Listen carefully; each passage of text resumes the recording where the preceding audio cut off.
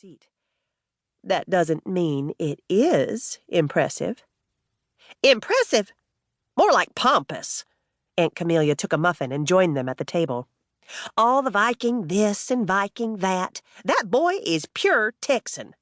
She devoured the muffin in a few angry bites. "The Viking thing is a marketing gimmick," Tansy agreed. "A smart one." Astrid winced at the glare Tansy shot her way. "What about this has you so worked up, Tansy?" "I haven't gotten there yet." Tansy held up one finger and continued, clearly, now, over-enunciating each syllable as she read. "Combining their Viking ancestry and Texas heritage for a one-of-a-kind event venue and riverfront cabins ready for nature-loving guests by next fall." All at once, the room froze. Finally! She watched as, one by one, they realized why this was a bad thing. "But the bees?" Astrid frowned. Beekeeping wasn't just their family's livelihood, it was their way of life. But Astrid had an extra connection to their winged friends.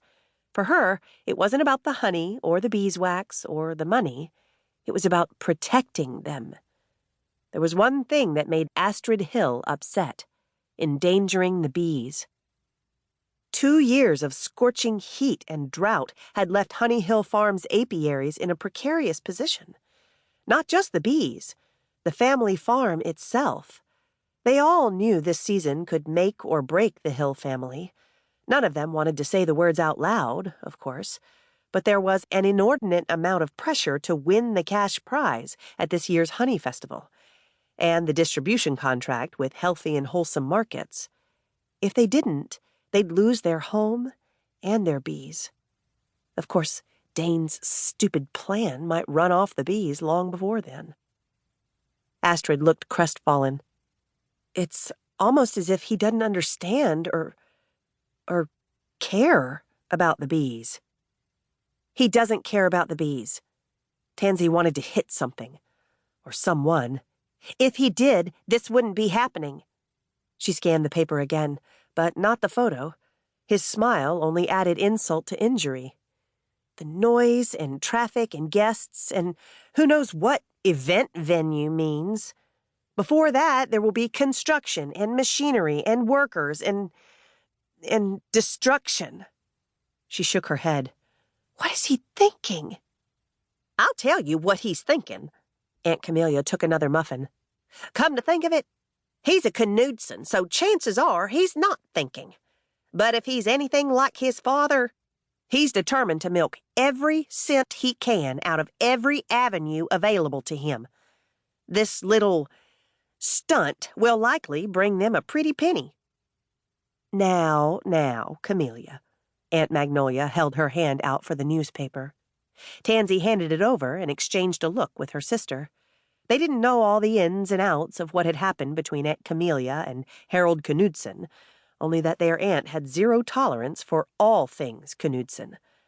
On that, she and Aunt Camelia were of one mind.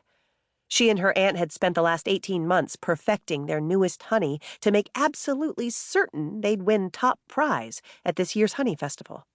All the long hours and tweaking of flavors had led to the best honey Tansy had ever tasted, and she'd tasted a lot of honey in her lifetime.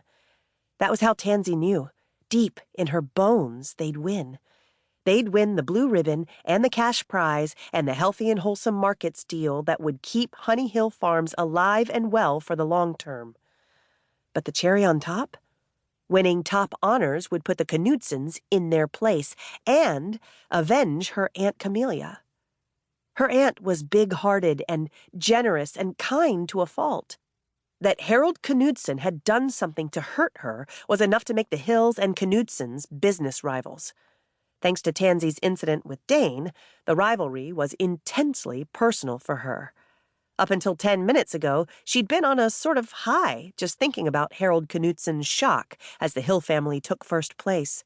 Not to mention how ecstatic she'd been imagining wiping the grin off Dane Knudson's impossibly handsome and perpetually condescending face.